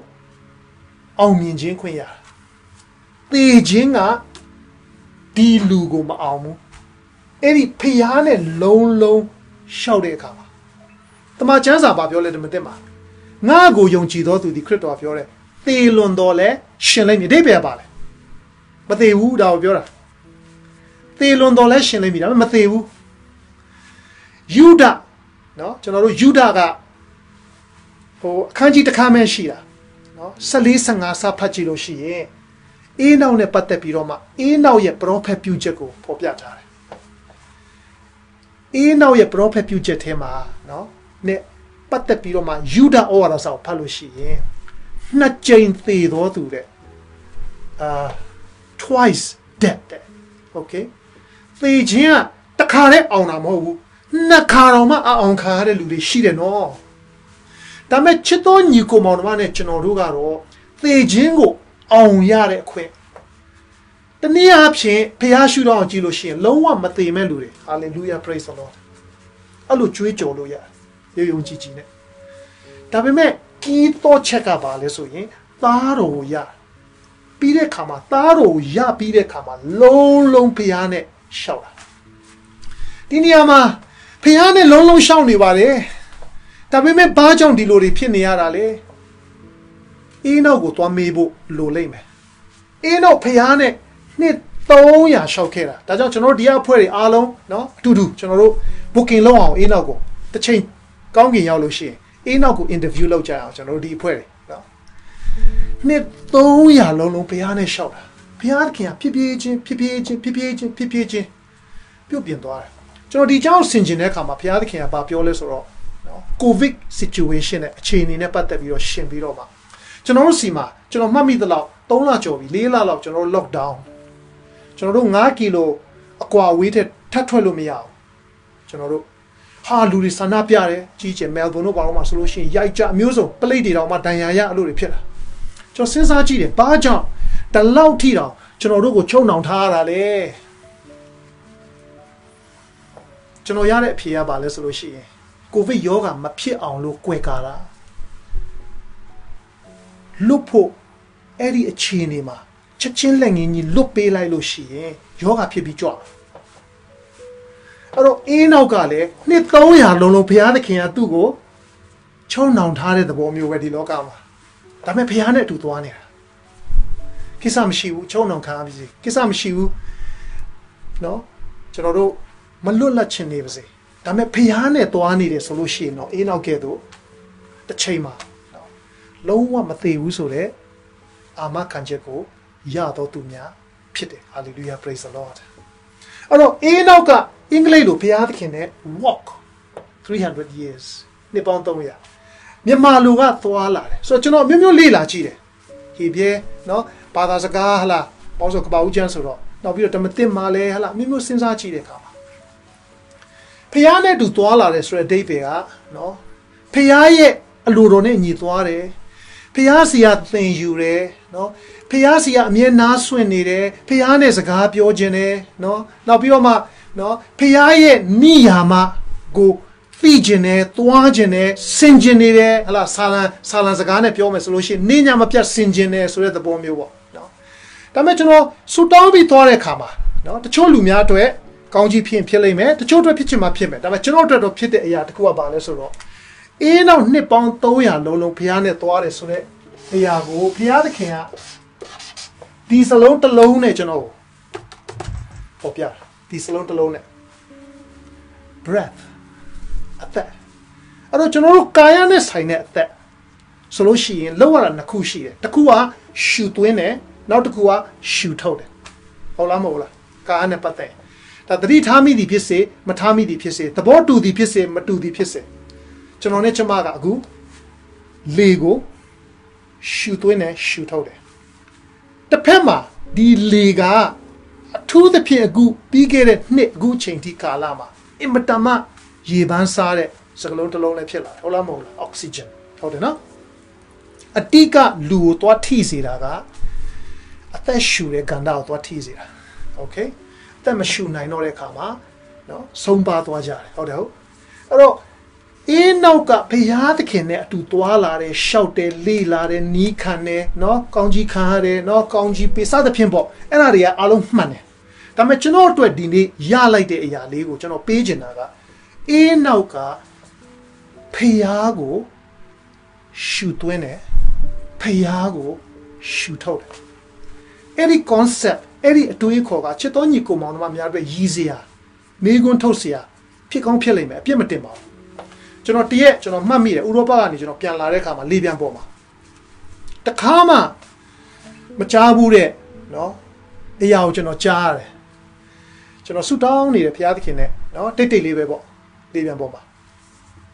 ဘုရားသခင်ကမင်းနဲ့ဒီလေပြန်ပေါ်မှာပါတဲ့လူ900လုံးရဲ့အသက်ရှူတန်ကိုမင်းနားဆွင့်ကြည့်လို့ပြောတယ်ကျွန်တော်ရဲ့ဝိညာဉ်ထဲမှာဒါကျွန်တော်တဦးတည်းနဲ့ပဲဆိုင်ပါတယ်ဒါပေမဲ့ဒီမှာရှိတဲ့ချစ်တော်ညီကောင်မတော်များဝင်ငှလို့အဲ့တော့ကျွန်တော်သူတို့ရဲ့အသက်ရှူတန်ကိုကျွန်တော်စပြီးတော့နားထောင်ဖြစ်လာတယ်လေပြန်တန်နော်အောက်ဆီစသဖြင့်စူညံနေတော့လဲအာယုံဆိုင်တဲ့အခါမှာလည်းသတိထားမိလာတယ်အဲ့တော့ဘုရားသခင်နဲ့ကျွန်တော်နဲ့နောက်ပြီးတော့မှဘုရားသခင်ရဲ့စကားကိုနာခံပြီးတော့မှလူ400-500လောက်ရဲ့အသက်ရှူတန်ကိုအာယုံဆိုင်နေတဲ့ကျွန်တော်ကိုထပ်ပြီးဘုရားသခင်ပါပြောလဲဆိုတော့မင်းပါခံစားလေလူတွေကရှူသွင်းတယ်ရှူထုတ်တယ်ရှူသွင်းတယ်ရှူထုတ်တယ်လေပြန်ပေါ်မှာလူ400-500လောက်အသက်ရှူသွင်းရှူထုတ်လုပ်နေတယ်ကျွန်တော်ပါဝင်ဖြည်းဖြည်းချင်းနဲ့ဝိညာဉ်တော်ကပါပြလဲဆိုတော့တချို့အသက်ရှူသွင်းမှုတွေကလောဘမသိဘူးနော်အဲ့ဒီကာယကံရှင်တော်သိကြမှာသိမယ်လောဘတွေရှူသွင်းတယ်လောဘတွေပြန်ရှူထုတ်တချို့ကပူပန်မှုတွေကိုရှူသွင်းနေတာသူတို့ရဲ့ရှူသွင်းမှုတိုင်းကပူပန်မှုတွေဖြစ်တယ် worry anxiety ရှူသွင်းရှူထုတ်ရှူသွင်းရှူထုတ်တချို့ကြတော့နော်မကောင်းတဲ့ပြစ်မှားတဲ့အရာတွေကိုအမြဲရှူသွင်းမိနေတယ်ရှူထုတ်ရှူသွင်းရှူထုတ်နော်အဲ့ဒီလူတွေအတွက်မင်းဆူတောင်းပေးပါသူတို့ရဲ့အသက်ရှူခြင်းမှန်သွားဖို့အတွက်သူတို့ဟာအဲ့ဒီအသက်ရှူခြင်းတွေထဲမှာသူတို့မသိတော့လဲမွန်းကြံတယ်ကျွန် ကျွန်တော်ရိုင်းတယ်လို့မထင်နဲ့ကျွန်တော်တို့ခါလီကြလို့ရှိရင်မသိတော့လဲတတိမထားတော့လဲညင်းတော့လဲရှောင်လွဲလို့မရတဲ့ရှူသွင်းခြင်းရှူထုတ်ခြင်းတွေရှိတယ်ဥပမာကျွန်တော်ငယ်တုန်းကဒါ3 4 5နှစ်6နှစ်လောက်ထိ10နှစ်လောက်ထိကျွန်တော်တို့ကြီးပြင်းခဲ့တဲ့နေရာဒေသမှာရှိတဲ့အိမ်သားတွေကမြေတွင်းတူးထားတာဒါပဲပြီးတော့မှအပေါ်မှာပြင်ပြပြီးတော့မှအကာရံလေးဆောက်လိုက်တယ်နေဝင်အထဲကိုမြင်နေရတယ်နည်းနည်းပါးပါဒီကလူတွေမကြုံဘူးပါဘူးထင်ပါတယ်အောက်ကိုကြည့်လိုက်ရင်အားလုံးတွေ့ရတယ်အိမ်သားတွေဝင်လိုက်တာနဲ့ကြိုက်ကြိုက်မကြိုက်ကြိုက်ညင်းညင်းမညင်းညင်းအမြဲတမ်းရှူသွင်းရှူထုတ်လုပ်နေရတာကအဲ့ဒီအညစ်အကြေးတွေအနက်နေအဲ့ဒီပတ်ဝန်းကျင်မှာဒါကြောင့်စစ်လိတ်တောက်တဲ့အကျင့်တွေဖြစ်လာတာဟုတ်တယ်နော်အေးနောက်ကဘုရားသခင်နဲ့ရွေးချယ်ပြီးတွားလိုက်တဲ့အခါမှာသူဘာကိုရှူသွင်းမလဲဘာကိုရှူထုတ်မယ်လို့ထင်လားရွေးချယ်စရာမရှိဘူး तू ကရွေးချယ်စရာမရှိတဲ့နော်ရွေးချယ်စရာနှစ်ခုသုံးခုရှိကောင်းရှိလိမ့်မယ်လောကရှိမယ်ဟာလာထားပါတော့ကဲအရင်ဘက်ကသင်ခဲ့တဲ့ဟာလာအာဗြဟံနဲ့ယောဘsorry အာဗြဟံနဲ့ဗာလဲသူ့ရဲ့တူနော်ဆိုတော့ဒီအာဗြဟံကဖယားရဲ့အတူရှိခြင်းထဲမှာရှူသွင်းရှူထုတ်လို့ဖို့အတွက်ရွေးချယ်ပိုင်ခွင့်ရှိတော့လေအဲ့ဒါကိုသူရွေးတယ်နော်သူ့ရဲ့တူကတော့လောတာကတော့ညဉ့်ညမ်းမှုတွေလောဘတွေရက်စက်မှုတွေနော်ခွင့်မလွန်မှုတွေဒေါသတွေအမျက်တွေနဲ့နီးတဲ့နေရာမှာသူ့ကိုယ်သူသွားထားလိုက်တဲ့အခါမှာမရည်ရွယ်တော့လေအဲ့ဒါကိုသူရှူသွင်းရှူထုတ်လုပ်မိရတာဖြစ်နေရောကျွန်တော်ရဲ့အန်ကယ်ကြီးတယောက်ရှိတယ်ဒီမှာနော်ဟိုးလွန်ခဲ့တဲ့10နှစ်လောက်ကဆေးရုံသွားပြီးတော့မှခွဲစိတ်မှုလုပ်ရတယ်ဘာလို့ခွဲစိတ်မှုလုပ်ရလဲ passive smoking လို့ခေါ်တဲ့သူဆေးရုံလုပ်ရင်မှလုပ်တဲ့အခါမှာနေ့လယ်12နာရီလောက်ဆိုရင်ထမင်းစားချိန်မှာလူတွေအပြင်ထွက်ပြီးစစ်လိတ်တောက်တယ်။ तू ကလည်းတော့ထိုင်တဲ့အခါမှာ तू ကလုံးဝငငယ်လေးတဲ့တစ်ခါမှစစ်လိတ်မတောက်တဲ့လူကရှူမိရတာဖြစ်တော့ကြောင့်အထဲမှာ respiratory system မှာပြဿနာဖြစ်ပြီးတော့မှနောက်ဆုံး operation လုပ်ရတဲ့အထိဖြစ်သွားတယ်။ Okay အဲ့တော့ဒီနေ့ခဏနေကျွန်တော်မျိုးသမီးပြောခဲ့သလိုပဲအေးနောက်ကဘုရားသခင်နဲ့အတူသွားတဲ့အခါမှာတော့ဘုရားရဲ့မေတ္တာဘုရားရဲ့သစ္စာဘုရားရဲ့တနာကျင်နာခြင်းဘုရားရဲ့ခွင့်လွှတ်ခြင်းဘုရားရဲ့ကောင်းမြတ်တဲ့အရာတွေကိုပဲရှူသွင်းရှူထုတ်ရှူသွင်းရှူထုတ်လှုပ်ဖို့အကြောင်းဖြစ်လာလိမ့်မယ်ချစ်တော်ညီကိုမောင်နှမတို့ဒီနေ့အင်မတန်မှနော်ကိစ္စများမြောင်လူတို့ပေါင်းမှာနေရတာပါဂျေဇုတော်ကြောင့်ဒီပြီးခဲ့တဲ့နှစ်တာကတော့နော်ဘယ်မှသွားလို့မရဘူးတယောက်တည်းပဲတစ်ခါလေးနေရတဲ့အနေအထားမျိုးဖြစ်နိုင်တယ်ခွင့်ရေးယူစေခြင်းတယ်ဘုရားသခင်နဲ့နှစ်ပေါင်း300အကြာကြီးပါ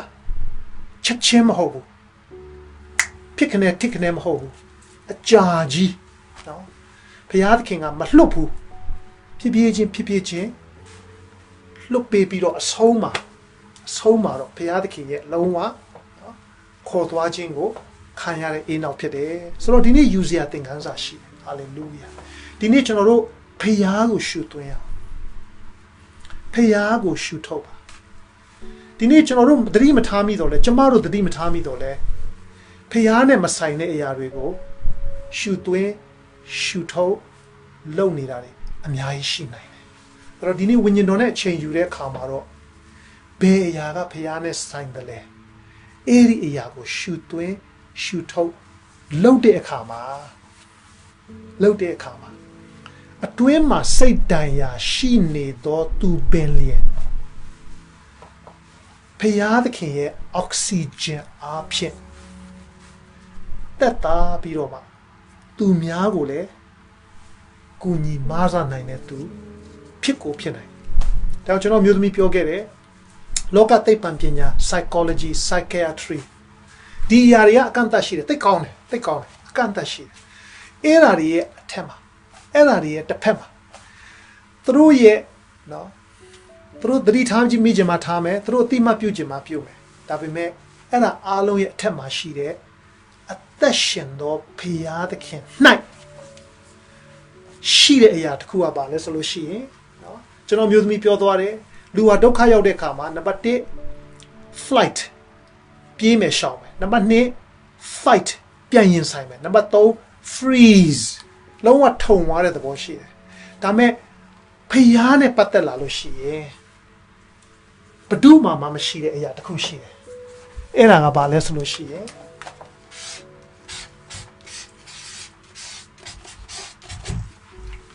free F R E E free လောကမှာတော့ flight fight freeze ဒါမဲ့ဘုရားသခင်၌တော့ယော8:32မှာတင်တို့ဒီတမန်တရားကိုသိ၍လွတ်ခြင်းအခွင့်ကိုရမယ် You shall know the truth and the truth shall set you free ချစ်တော်ညီကိုမောင်မတို့ဒီနေ့အဆုံးမသတ်ခင်မှာထပ်ဆင့်ပြီးတော့မှဝိညာဉ်နည်းလေးတစ်ခုပေးပါရစေဖျားသခင်နှုတ်ကပတ်တော်ကြည့်တဲ့အခါမှာဟေရှာယအနာဂတိကျမ်းခန်းကြီး55အငယ်9မှာပါပြောလဲဆိုလို့ရှိရင်ဟေရှာယအနာဂတိကျမ်း55အငယ်9မှာပါပြောလဲဆိုလို့ရှိရင်မိုးကောင်းကင်သည်မြေကြီးထက်သာ၍မြင့်တဲ့ကဲ့သို့ငါ၏အကျင့်သည်လည်းသင်တို့အကျင့်ထက်ငါ၏အကြံအစီသည်သင်တို့၏အကြံအစီထက်သာ၍မြင့်၏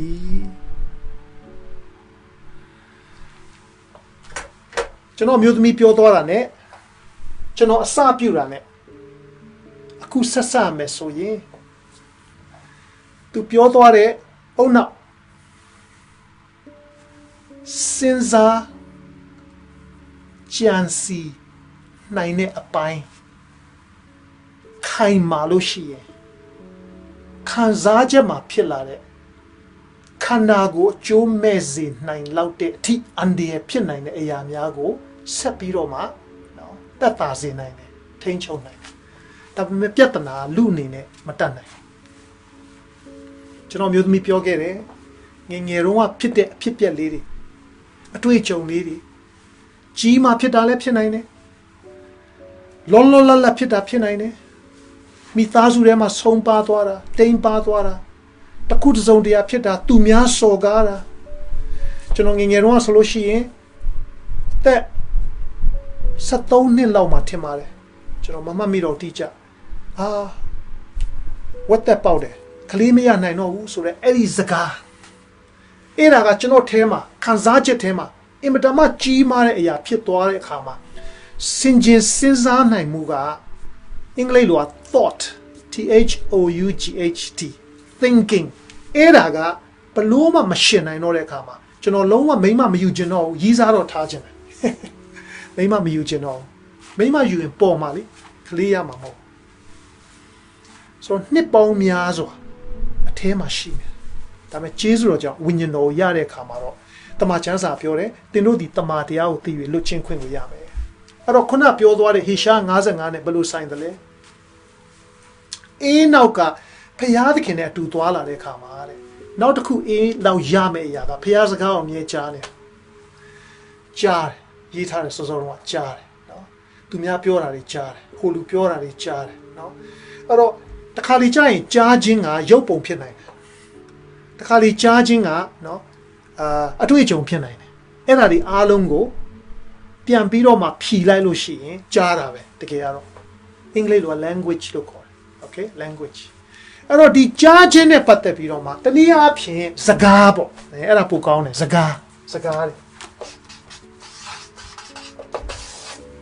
တဘောပေါက်လားမသိဘူးလိုက်လို့ရလားမသိဘူး okay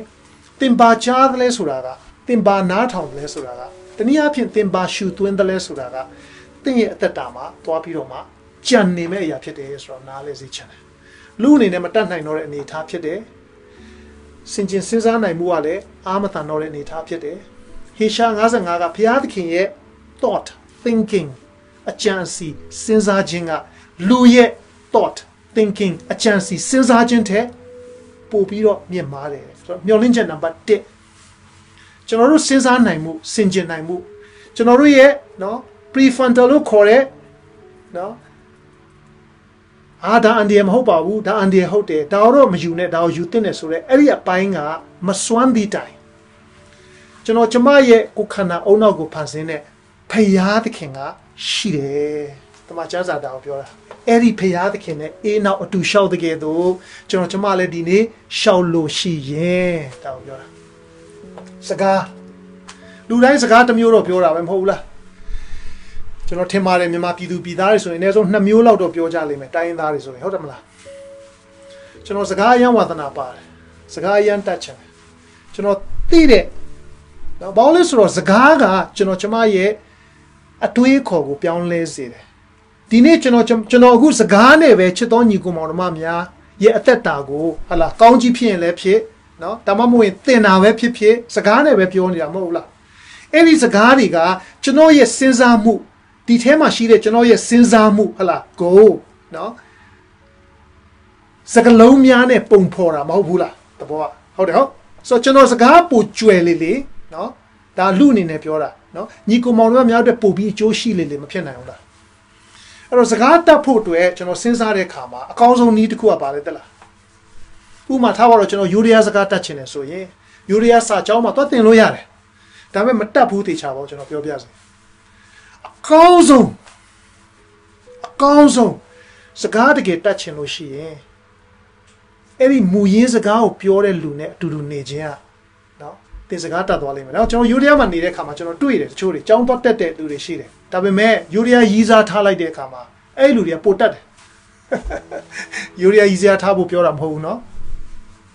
ဒီနေ့ကျွန်တော်ကျမရဲ့စကားစဉ်းစားမှုအတွေးခေါ်အကြာ